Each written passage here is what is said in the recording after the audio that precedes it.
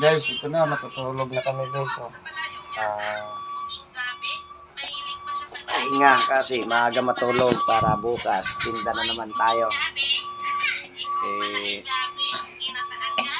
Kailangan mag-ipon muna tayo ng lakas. Interview na naman tayo bukas guys sa may Quezon City. Malayo-layo na naman yung location na pagtindahan natin bukas. Kailangan magpahinga ng maaga para may lakas bukas guys. Sana samahan nyo ako. Thank you pala sa pagsuporta nyo sa panonood. Maraming salamat.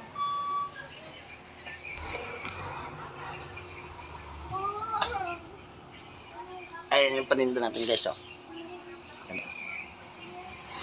Ayun. Yan. Bukas natin ipaubos yun guys.